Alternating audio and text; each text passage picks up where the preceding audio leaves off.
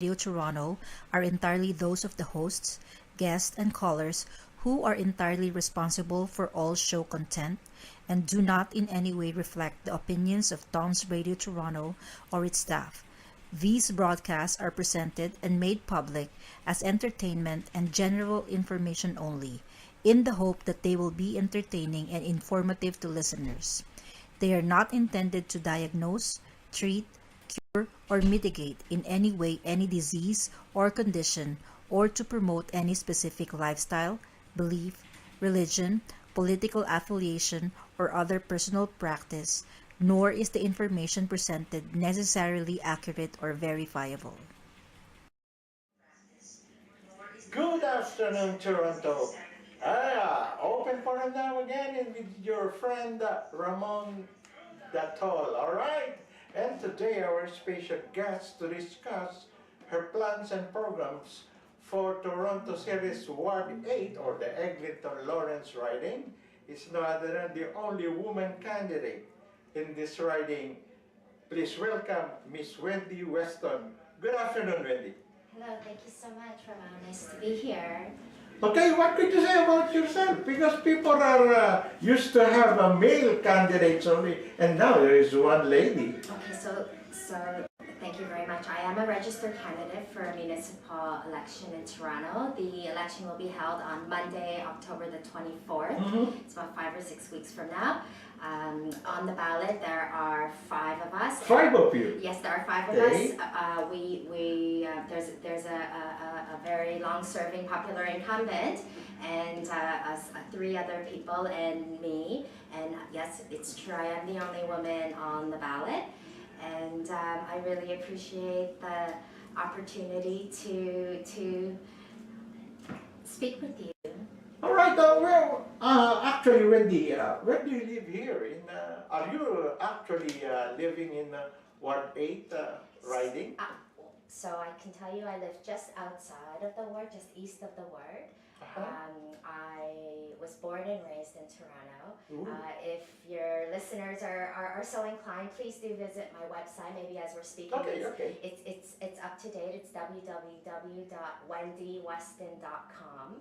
And you'll see that I was born and raised here to immigrant parents. My parents moved here. They first came to Montreal, had my eldest brother, and then they had the rest of us in Toronto at Mount Sinai. They ran a little convenience store in front of Baycrest Hospital. Baycrest Hospital, yeah, it is along Butter Street near here. Okay. So we were there in the 80s into the 90s, and that was my parents worked there to support me and my brothers. I have 3 older brothers, and all of us, we all had our first jobs helping in the little convenience store, and it was very difficult. Language was a barrier, and money is always an issue. So we did move around a lot, into various rentals and so you'll see on my website that we moved around 18 times. 18 times. But of course, that's how immigrants do here in Toronto. They have to settle where they could see a good future for their family, right? And we were lucky because my dad and my parents, they had to run the little shop there, and the kids, we were all in school, so they tried their best to kind of keep us where we could either walk to school or take the bus to school, which I did. But I went to really good schools. That in Toronto, public schools, and my friends and we all sort of grew up together, and we've all settled in Toronto, and we're now in a place to. And you are settled down now here in the East Eglinton Lawrence area, right? Just east of us, yes. So, Well, I was really surprised seeing 5 names with a lone lady in your writing, because I have already interviewed several candidates for councillors in Toronto. And when we talked during the Trace of Manila, remember, on a Sunday, and you told me and Cecil Araneta, our producer, that you're the candidate for councilor at Ward 9, or Ward 8. 8. Of course, Tito Cecil and I discussed, why don't we guest her? Because it's the first time that we're going to interview a lady candidate, a woman candidate for any position here in Toronto. This is really amazing. So I'll just describe the Ward 8. Sometimes we don't understand, but if you're in Toronto, we go from Yonge Street, Okay. and we'll go all the way up, just past Dufferin to about Caledonia. Caledonia, right? Right. And then we go Eglinton, and then we'll go all the way to the 401. Mm-hmm. So it's a very large. Yeah, it's a large riding, right, you know. Right. So I'll just name off some of the major streets that we've got: Yonge Street, and then Avenue Road, Bathurst, Allen Road. Allen Road, Yes. Dufferin, and then the Caledonia, and then we have Eglinton, Lawrence, and then across York Mills at some point. Right? It's a big area. Right. And so kids who are listening, on the bottom end we have Young Eglinton Center, and then at the top we have Yorkdale. Yeah, so we could visualize how big is your riding. Also, I'll just put it out there, if we're talking transit and anyone who takes the subway, there are TTC stations. We have Eglinton,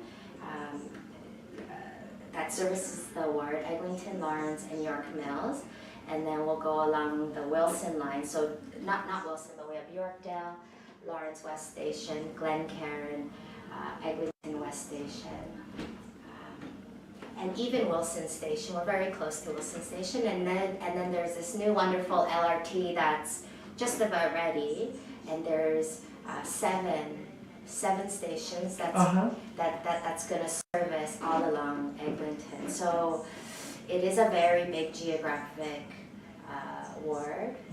There's many neighborhoods and communities and voices here, and I'm standing for election as a city councillor in Toronto, where we know municipal jurisdiction and municipal politics is guided by federal policy and provincial legislation, and now our strong mayor system, but as a voice on city council, I can bring forth the voices that I've heard my whole time in Toronto, what I see, when I serve in the community, and thank you very much. Is it the first time indeed that you're involved in this kind of politics? The first time that you enter politics, or will you be working with any elected people in politics? So I come to the table and to the stage with political staffer experience. Okay. So I can share with you, I was a long-time political staffer in the office of the Honorable Kathleen Wynne, who was the former premier of Ontario. So she's our 25th premier of Ontario, and she was the member of provincial parliament for Don Valley West. Don Valley West. Correct. And my role in her office was as a constituency issues professional. So I really did work. So I wasn't, when she was, I worked out of the constituency office, which is the community office, and so my role was to connect people who lived in the riding with their various government agencies and ministries. So I really learned over the almost 8 years how government works. Correct. So and people they'll call their local elected official when they have no one else to call. They have nothing. So you talked to a lot of people. I did, and not every issue was necessarily, when I was in there, a provincial matter. So I helped to figure out if it's federal, I put them to their local, and if it's municipal and this, and then just issues and what people are talking about and how life is changing from constituents who lived in the riding, but then also the organizations and the professional, the think tanks, people who really study, say, the economists and all these people who study democracy and city planning and what happens when you bring people together and I was able to have go through my inbox every day these reports and voices, and so the ideas that come are not my own, and I bring to an election, in Ward 8 on a ballot of 5, the experience of that interaction with constituents and government knowledge. When you were still working with Premier Win and talked to a lot of the people in your riding, what particular issues are they bringing into you for transmission to the, or rather transferred in the problems to your boss or to Premier Win? What are some of the issues that they are concerned with? These constituents that you have been talking to before. Right. So in an office where you're hired and you have a particular job description and where your issues and needs to be, it was very provincial ministry focused. So in the constituency office, for instance, people who lost their driver's licenses or their ID, or they had a question about they had a complaint about their hospital, for instance, or the jobs, are they bringing the unemployment issues to your office? Yes, before? There were concerns from parents about their kids. Oh, yeah. There is schooling. So provincial ministries and provincial jurisdiction, they're 32, like 30 plus. I think the last time I counted, I should have written this down, but there are many different levels of government ministries that affect a person's life, right? Yes. And so my job in Kathleen Wynn's office, member of provincial parliament for Don Valley West, I serve those who lived in the riding. So really, when constituents, when anyone would call, my role was to ask, do you live in the riding? Oh, okay. What is your issue? What's your problem? And they would explain what their issue was, and every issue was very, very different. Yeah, of course, the issues are provincial, but now that you are so we're looking at municipal politics, and this is in the city of Toronto. Yes. So this I can say I don't have as the 8 years of provincial government experience, but there was a lot of exposure on how to deal with people. Actually, that's the exposures that you got working with Premier Win. How do everybody has their own issue, and they just want to be heard.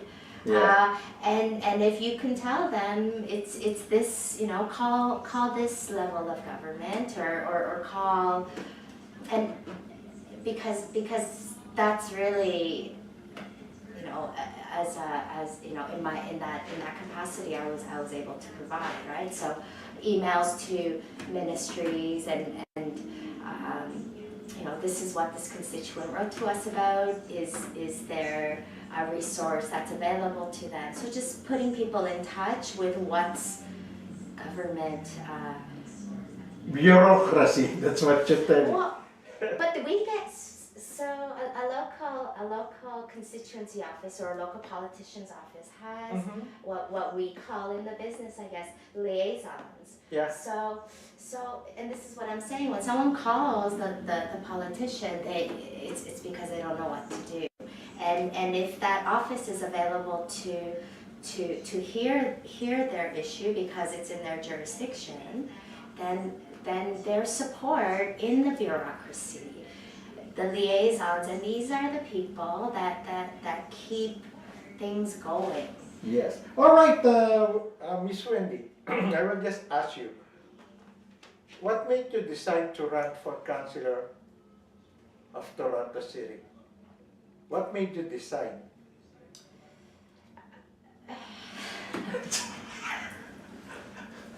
Because you've seen a lot of issues there when you were still working with Premier Wing. Right now, why did you enter politics? Why do you want to become councillor? Particularly here in Ward 8.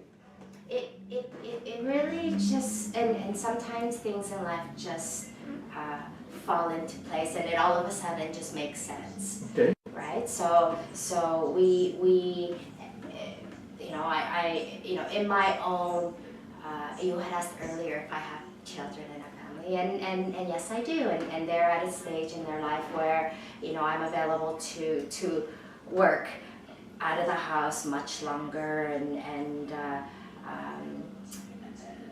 so I'm looking professionally for how I can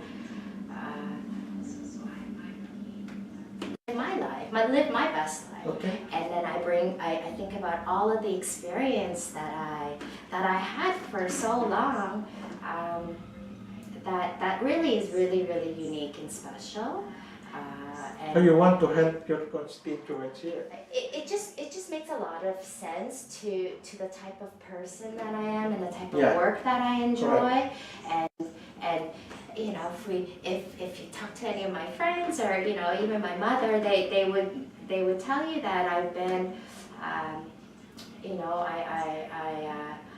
as the youngest sibling of 4 older brothers, sort of like the server, right? But not even, but always there's always people around, and I listen, and I just try to make things work in a group that we find ourselves in, and it really did come very naturally to me. I thought, wow, this is amazing. Like, well, there's an election. There's so much to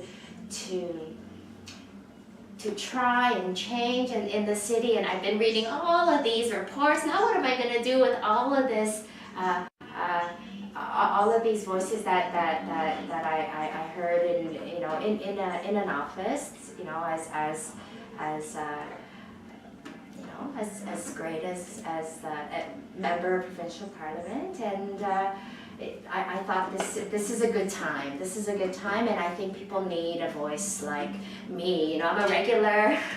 Yes. I'm a regular. I'm a visible minority, but I have a name that doesn't sound like a visible. So and I have lots of experience in how government works and the relationships that you need to bring together and work together to make things make sense for me and you and Yeah, right. Well, you've heard the lady, but we're not done yet. Of course, Wendy here is a new face.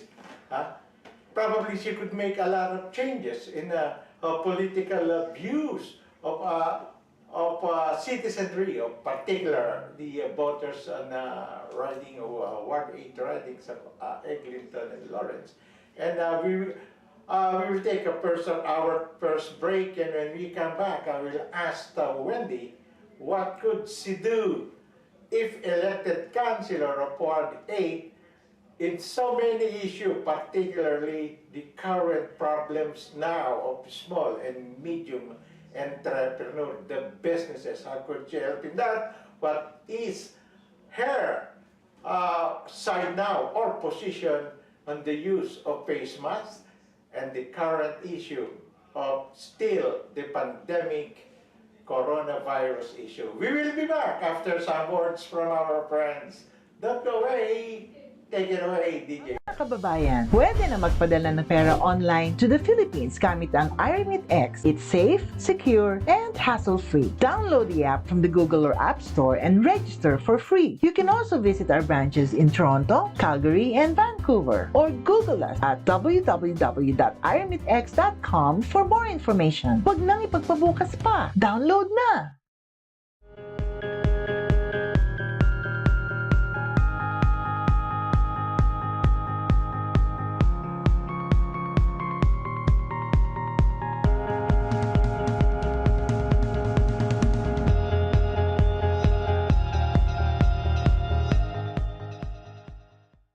Our company is committed to providing truthful, honest, competent, and result-oriented service through advising and representing our clients in Canada and overseas in a wide range of immigration matters. We focus on providing support, building dependable relationships, and promoting success. We are dedicated to understanding what results you want and to helping you understand what actions we can take on your behalf.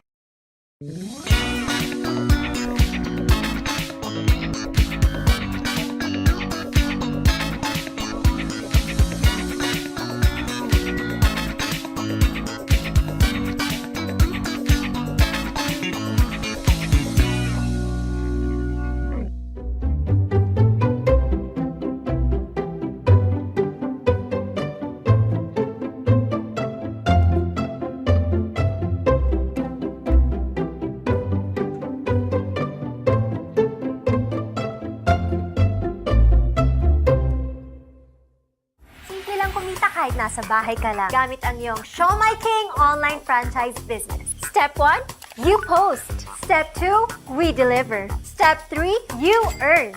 Tandaan, sa Show My King lang yan.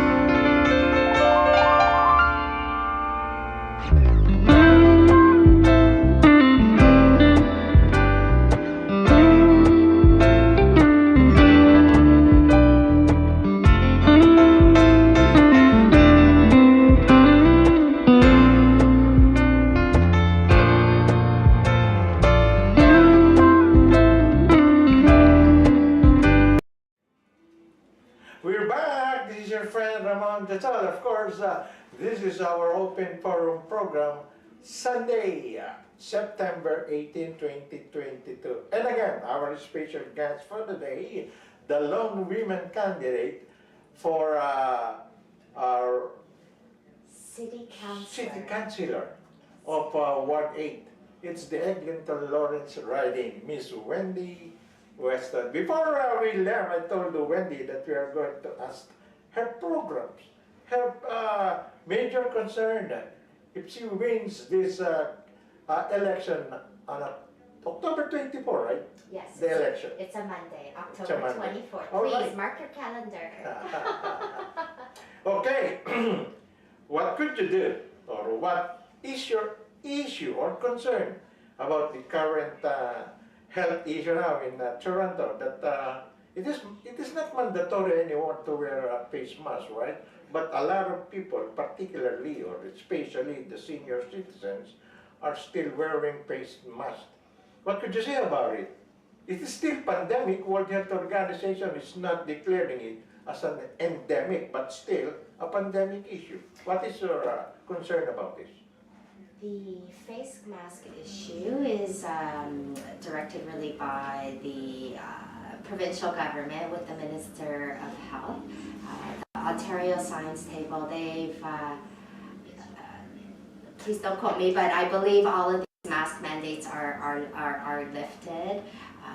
Even the quarantine period, if you test positive for COVID, you don't have to quarantine for 5 days. So it is very, very different now today than when we were at the height of the at pandemic. the height of it. And so our government, under Premier Doug Ford, has directed a way forward for Ontario, and Toronto follows suit, that masks are Optional. are optional, which is good, because I think that's important that we as just me and you and everybody, if somebody's wearing a mask, I mean, if you think back to before the pandemic, 10, 15 years ago, if ever you did see somebody with a mask, because sometimes you did see people with a mask, then I remember thinking, oh boy, that person has a mask, and I wonder, they're either I couldn't understand why I would see some people with a mask, and it was so few people that when you saw it, it was stark. But now I hope as a city, as a culture, if there are people wearing a mask, we would respect. Of course. I am a senior citizen now, and I've got comorbidities. Of course, I wear mask. I still wear mask even there is no pandemic or what. And it is not forbidden to wear mask, But the science does show that masks do offer a level of protection. Correct. So if you want that extra level of protection, then you ought to not be looked at or made to take off your mask or felt uncomfortable. Correct. Right. How else can we go forward? Because the government says you have to. The government already said that you don't have to. Kids go to school every day. People are walking in and out of hospitals. People are on the buses, and there's no rule that says you have to wear a mask. So if you see someone wearing a mask, give them their space. Yes, because even the City of Toronto health officers, because our city chief of health here is a Filipina, Dr. De Villa, right? She's a Filipina, and she's not concerned anymore about people wearing masks. It is.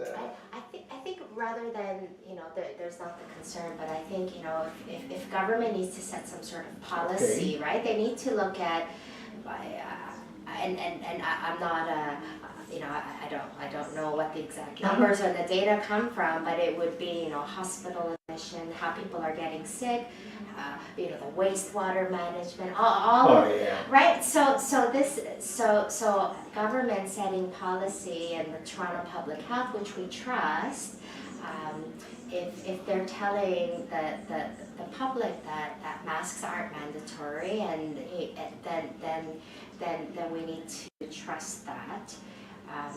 You have to follow it. There's a policy of the government. Right, and so city council or government bodies or government has a responsibility to make sure that their policy is on key. Even the city council could make or pass ordinances about this. You said a while ago, school, the children that goes to school. There is still a policy now. If the children wants to wear masks, if the parent wants their children to wear masks, they could do that, right? Yes, absolutely. And you are amenable to that. You are agree with that, with the parents. So if a parent wants to put a mask on their child, there is not anything that says that they can't. Let's go on with it. There's protection for kids. Yeah? Parents always protect their kids. That's the first concern, right? Yeah, and anyone who has a question about masks and kids in schools, that falls, under the The school board. Right. But I mean, it is interesting because the school board elections and those who represent the school board to the provincial government. They have also election for school board. Right. So this is a good time to think about your local trustee. Okay. There's going to be Catholic District School Trustee and the Toronto District School Board Trustee. There's I believe there's a French language. Oh my goodness. The public school is a French language institution, right? The public school. They teach French. So during the municipal elections, there'll be a number of people listed on the ballot for trustee and yes. Right. So what I'm saying is the Toronto Catholic District School Board and the Toronto District School Board, and then there's also a separate French language. So there'll be choices of 3 or more candidates. School board representative. Right. So this is like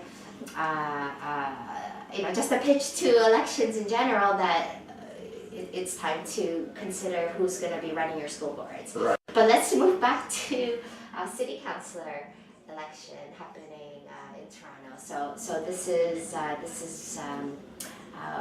why I'm here talking to you, and I appreciate your time. As a candidate, if you wins the election, okay, what could be your program to help this small and medium businessmen, entrepreneur that suffered a lot during the 2-year pandemic issues there? How could you help these to regain whatever losses they have? What other support from the city council or the city of Toronto could you possibly do? So the small business support program was introduced during the pandemic by the provincial government under Premier Doug Ford. The program was criticized to not be enough. And the administration of it was overwhelming, that businesses were suffered. Regarding Toronto City Councillors' role and their role on how they might be able to support small businesses who want to set up in Toronto, the city. The municipal standards and licensing, so the bureaucracy, and especially in Toronto, cafe too, you know that. So we and there's lots of words like the red tape and the bureaucracy, and sometimes those words people say them, and they frown, but we know that these municipal standards and licensing are very important. Correct. But we know we need small businesses to come here and to do well and to set up shop here so we can all do well in Toronto. Okay. So you will invite small businesses to have their businesses here in the city of Toronto, particularly in your work? So we know all along the major streets on Yonge Street and Avenue Road and Bathurst and Eglinton and Lawrence, we have the best places to eat, best places to shop. You can get the cutest little dress or a pair of running shoes, or you go to the big mall and get what you need. So this is a place where small business must lead here, because there isn't space here to build an Amazon of the world or a Google headquarters, right? So we need to focus on the commercial spaces that we have. Do you have enough spaces here or commercial buildings in Ward 8 to accommodate this the influx of businesses, particularly medium businesses? So there are there would be zoning, and I'm sorry, I don't know the exact geography, but there would be areas that are zoned for commercial and zoned for residential. The zoning for residential, and we know this because the whole real mayoral race is speaks very that they're focused on the housing. Yeah, there are 31 candidates for mayor in Toronto. In your ward, there are only 5. Right. So there are many candidates for mayor. Yes, 31 of them. Right, and so I mean, probably we could all maybe name the top 2 or 3. No, we don't have to talk about it. no, We're going to talk about Ward 8 only. Okay, let's talk about. And the only one that I know in Ward 8 is you. So city councilor. So you know what? Let me just please say this before we run out of time.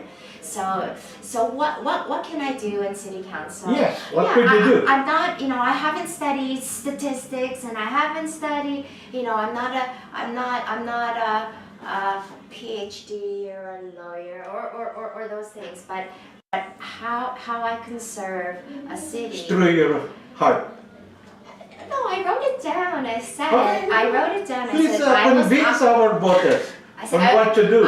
And everybody says, oh, politicians, because as soon as I say, oh, I'm going to try to be a politician, Okay.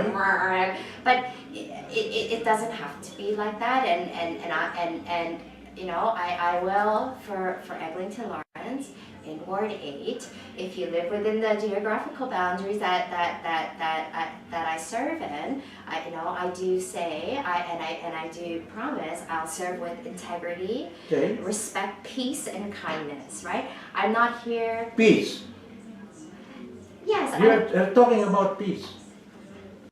peace and Okay. kindness is so if I become a city councilor, I'm not I'm not a fighter like that, right? Like I'm not coming at you to fight and argue. This is I'm elected to do this role, right? Okay. And the role of a politician is to make the city and their ward better for the people that live there. And how would you do that? So this is it. I'm gonna serve you with peace and kindness, and I'm gonna listen to you. Okay. I'm gonna listen to you with and I say it on here. It says with empathy, but I hear the different stories that people have, and they're not stories. They're the real life issues that that a life in a city really can mess up or affect. And so if you can just figure out what are they asking and what is it that they need, then I think everyone is satisfied with that. What if some of your constituents ask for jobs? So How could you help these people in your constituent find jobs? okay, so I say on my card, I'm gonna work with you in the diverse communities to form decisions. So if one person calls a politician and says, "Can I have a job?" and you're asking me to say, "Okay, I'll come on in next Friday and you can start," like that's not appropriate, and that's not the role of a politician. How I can help. Could you create jobs for these people? A community where jobs are Available. Yeah. are available is when city-directed jobs and opportunities come up, right? So if there's gonna be a big building that's coming, there are rules that have to happen. And so some of these rules can say, we need to have some good jobs here and maybe some training, and these agreements can be written, and they are written, and if they're written better, then they can be better for Edmontonians. What could you propose, or rather, how could you help attain a peaceful environment in Ward 6? We all know right now that the city of Toronto and other places here in the greater Toronto area has problems with gun crimes or violations, or there are a lot of shooting. Even there is a policeman who was killed in another one through a head-on collision. What could you suggest to the council how to probably help in the crime prevention? Or banning of handgun, probably. The peace and order in your locality. I believe there's work being done in the federal level, and there was work in the provincial level also to keep guns out of, just keep them out, right? So whether they're banning or at the border or such. In Toronto, the task of guns and what to do with this huge problem is on the shoulders of our Toronto Police Services. Yes. And the Toronto Police Services they're changing the way they do things and who serves on the Toronto Police Services, and you know what government recognizes as the need for investment and to work with Toronto Police Services and communities. There have been it is changing, and the changes are positive. For instance, probably I could suggest to you to probably find ways how to talk, the city council and the police could talk about police visibility in all those streets or areas where crime is happening. Because what we need here, not only in Toronto but other municipalities, and police visibility, because there are police roaming around in their cars. There could be preventions of crimes or lessen the effective what these criminals are doing. If they could see police roaming around, wow, probably criminals should be thinking it over. Is there any possibility that you could introduce probably? So the idea of police visibility and on the streets. So there is work toward that, and the program is more community focused. Correct. Right, and that's a great idea. So and sometimes just the sheer resources of having a vehicle and a police officer driving around, over and over around the block. Those resources, the idea is perhaps take those resources and put it into the community program where there might be after school programming, or there might be mentorship, or there might be community meetings and dialogues. Or probably the city council will have to put additional fund for the police to have that police visibility. Right, so police visibility can happen in more than police cars driving around a neighborhood. Or bicycles during summer. Right, or bicycles during the summer. Right, police riding in a bicycle. But it's an all hands on deck approach. We have now even the technology of street cameras and door cameras and dash cams, and so all eyes on deck, everyone doing the best we can to support a crime-free and safe Toronto. We could not eliminate crimes, but prevention probably could be the best. Prevention and so it's more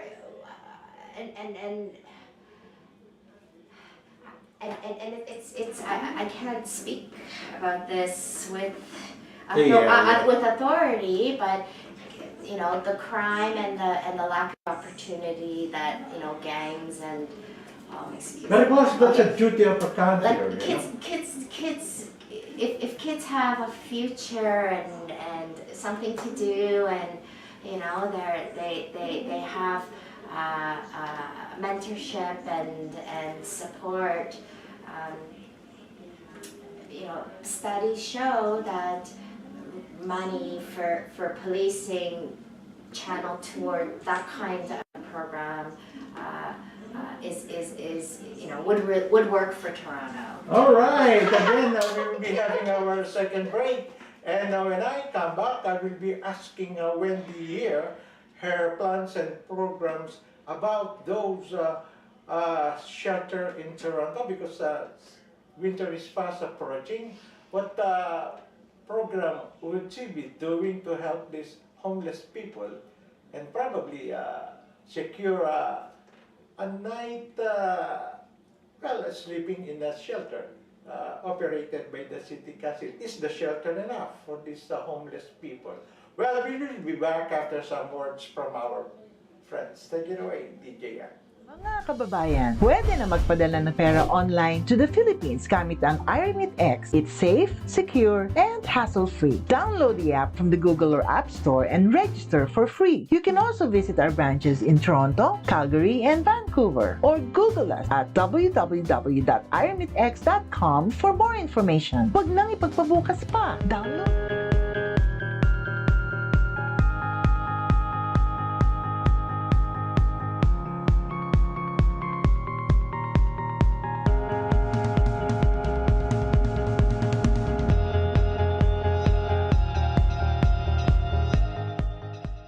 Our company is committed to providing truthful, honest, competent, and result-oriented service through advising and representing our clients in Canada and overseas in a wide range of immigration matters. We focus on providing support, building dependable relationships, and promoting success. We are dedicated to understanding what results you want and to helping you understand what actions we can take on your behalf.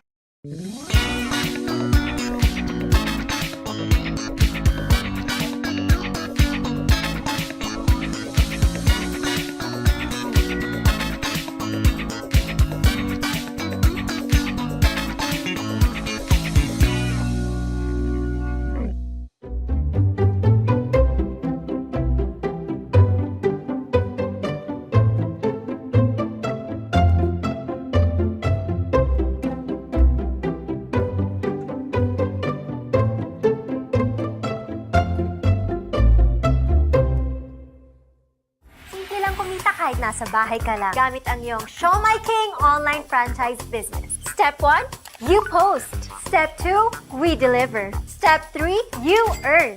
Tandaan, sa Show My King lang yan.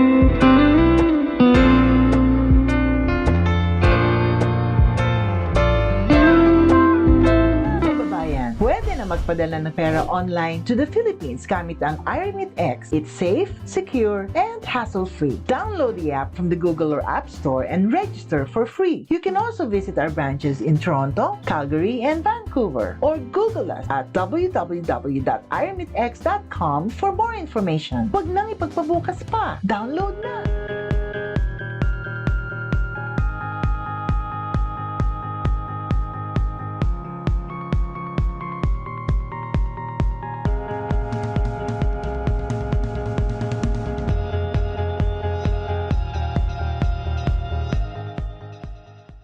Our company is committed to providing truthful, honest, competent, and result-oriented service through advising and representing our clients in Canada and overseas in a wide range of immigration matters. We focus on providing support, building dependable relationships, and promoting success. We are dedicated to understanding what results you want and to helping you understand what actions we can take on your behalf.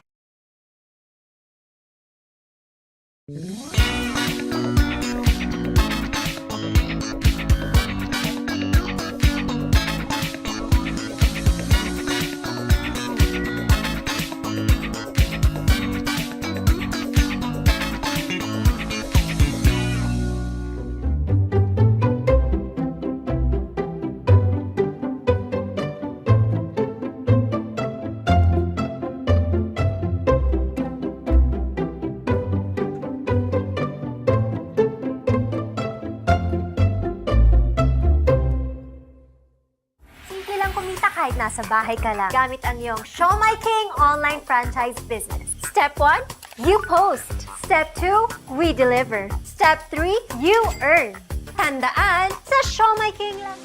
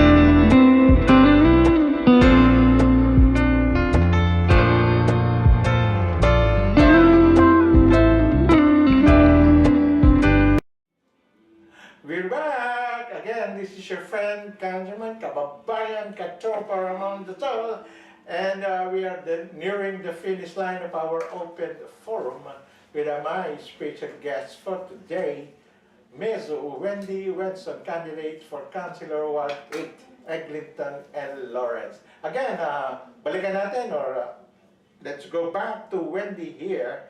All right, Wendy, as I've been telling, how could you help these homeless people? Is this enough for them to have their night sleep there in the city-run shelter? Is the shelter enough for so many homeless people? What could you say about it? The city's homeless situation is very tragic and terrible, Yeah. and it's a place where we need to think about and help and focus. Correct. Because our homeless. They are human beings, Right. right? If I have to label them, I mean, I wonder how close is anyone I know or me myself? How close are we to a situation where we might need a shelter or somewhere to stay? Yeah. Right. So whether it's and the homeless problem, we label as homeless, but there's many layers to that, and there is the mental health, there is drug addiction, there's trauma, there's economic hardship that might just happen over a month. All of a sudden you lose your job, and then what do? There could be domestic abuse. You might. So the shelter system in Toronto, the social safety net is what we You term it, right? What we call it is the net has lots of holes in it, and there have been many holes in it, and we try different ways to fix the holes, but we're really losing the ability to really support Toronto and anybody who needs a shelter system, and people now need it more and more. Yeah. And it's not just the person you see, in the stairwell that's been there for years and years and years. It could be just the regular person that made a wrong, something happened and they find themselves, they need the shelter system, so then they might have to sleep in the car. It's my position is we need to help. We need to help because the social safety net and the shelter system is here for me and you, one day your kids, if you need it, and we all try our best, and we hope that you know, we're healthy enough and you know, like we won't need it, but if ever we do need it, we need to know and work and set it up so that it's there. Yeah, if the federal government could accept thousands of refugees, helping them, giving them, why not the cities? Not only in Toronto, but other places as well. Give these homeless people some decent place where they could live and enjoy being a human being. Right? Just our most recent experience with the Syrian refugees. They were the federal government had a program in 2016 or 2015, and you know, as an example, you know, the local church that I attend, there was a family that was sponsored. And the effort that you know, people would bring in, you know, little by little, and we supported this family, but without the local support, it would have been very difficult, right? So when you talk about the federal government, you know, there's lots of room in discussions with the federal government to push for help. They are setting the immigration policy. They are welcoming refugees and helping refugees, but we as a city in Toronto need help also, and so that's a good place to start. You know, discussions with federal government. We need a line on the budget. You need a lot of budget and We need a line assistance from the federal government. Yeah, we need a line on the budget that you know, we want everyone to come to Toronto, and you want everyone to come to Toronto, but we need some help because there's some holes in our system that need help. All right. That's Wendy Weston, of course. She's Wendy Lee Weston, right? And of course, she's a candidate for councillor here at Ward 8, Eglinton Lawrence. All right, Wendy, I'll give you 2 minutes. Why will the voters elect you as councillor of Ward 8? You have the microphone. Okay, so here we go. Filipino community. I'm a Korean woman. I identify as a visible minority. Mm-hmm. I was born and raised here, and my English is strong. I found myself in a place where I learned so much about government and how government works, and I listened to everyday constituents who had an issue, and I heard every day all of the different issues, but it was so important to them. And here I am. I want to continue to serve, and the office that I served in has retired, and I'm in a place right now in my life where you know, the life that I've lived in Toronto and my friends and my family and the neighbor and the ward, Eglinton Lawrence, and how it's changing and what we can change it to and what it could be 5 years from now, 10 5 years from now.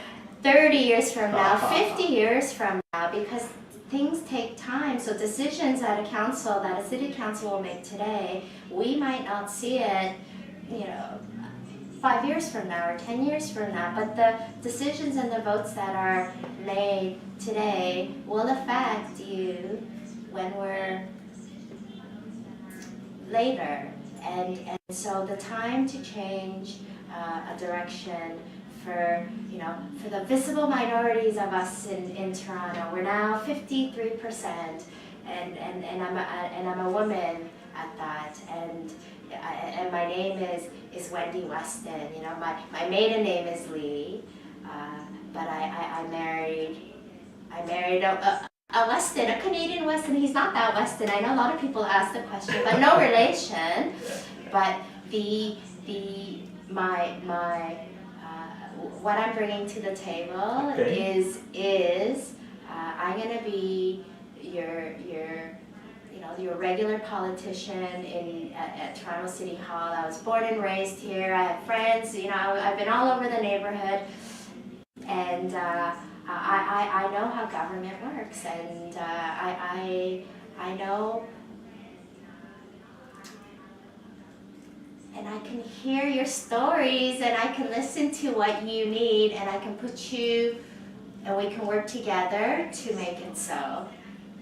All right. 5 years, 10 years, 20 years from now. All right. That's what Wendy's vision changed at Ward 8, Eglinton and Lawrence. And of course, she's new in politics and she wants to make big changes in her locality, in her riding. Ward 8, the only women candidate for councillor at Lawrence Eglinton riding. Again, my friends, my kababayan Filipinos residing at Ward 8, heto po ang pagbabago. Here's the change that you're looking for in Ms. Wendy Weston. Iboto po natin, let's vote her.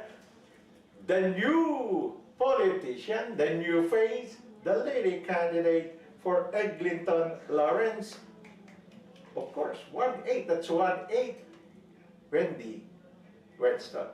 Again, this is your friend Mon Datol. Maraming salamat po. And we've heard Wendy speaks and explain her plans, program, a vision for Ward 8, Eglinton and Lawrence. Again, October 24, let's vote for this wonderful lady. Magandang araw po sa inyo lahat. And on behalf of my producer, Cecil Araneta, and the most beautiful, gorgeous DJ, my goodness, he is really from Solsona, Ilocos Norte, DJ Aaron Agustin.